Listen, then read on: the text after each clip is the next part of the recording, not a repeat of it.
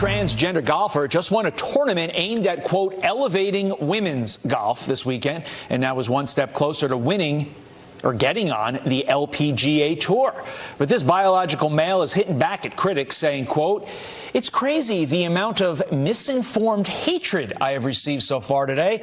All these people think I hit it 300 yards or even 280 yards. How about 250 on a good day? While this win was amazing, unlike every article is saying, I am incredibly far from the LPGA Tour with a lot of work to be done to possibly earn my way there one day," end quote. Jack Brewer is the CEO of the Brewer Group and a former NFL player. Jack joins me now. Jack, isn't this golfer kind of missing the whole point? Their performance is sort of irrelevant. How far they can drive is irrelevant. The fact of the matter is she calls it misinformed hatred to simply point out the biological differences between a man and a woman. What say you? You talk about having an ego, right? An ego is when you're edging God out and you're thinking about self. And that's exactly what this man is doing, not taking into account all the work of women who weren't born with the strength of the man.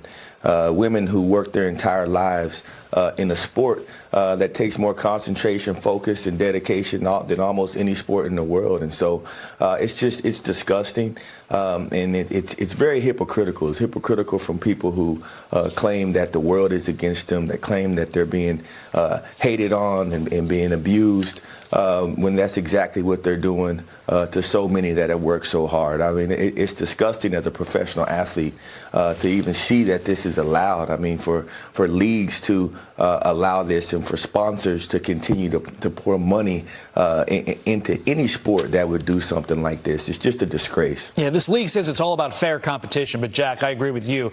I don't see how this is fair to the millions of women who want to get in and play this game and are going to be shut out by a dude. Meantime, an op-ed arguing for cutting DEI departments from state schools. Listen to this. Quote, "If the salaries and funding for all DEI staff and programs at public universities were spent on scholarships, huge numbers of students could benefit. With so much money at stake, universities should focus on giving more students a better education at an affordable price, not politicize indoctrination at a higher price." And look at these numbers. A Fox News review from 2022 found that the DEI VP at Maryland makes $358,000 a year. Provost, Virginia Tech, $351,000. The DEI VP at UVA, $340,000 a year. And they all have huge staffs. Jack, I love this idea. Getting rid of the DEI, giving it back to students and making this more affordable. What about you? I agree. I mean, Michigan just won the national championship, spends $30 million a year on DEI. I mean, these numbers are mind-blowing to think when you start looking into the neighborhoods and communities that we should be training these kids to go into and start to rebuild. They are just wasting so much money on promoting hate and division and separating people between, race and gender and all of that. And, a lot of these things we're creating around our nation, and this starts with this DEI.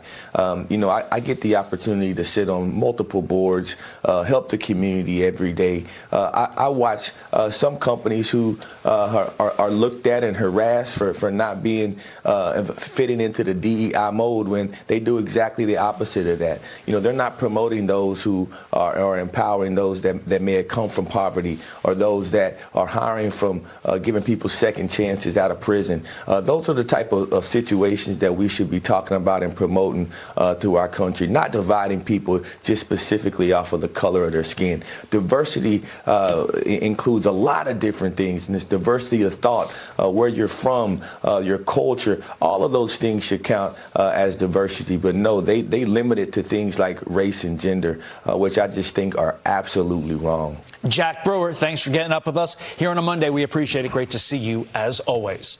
Hey, this is one of my favorite places.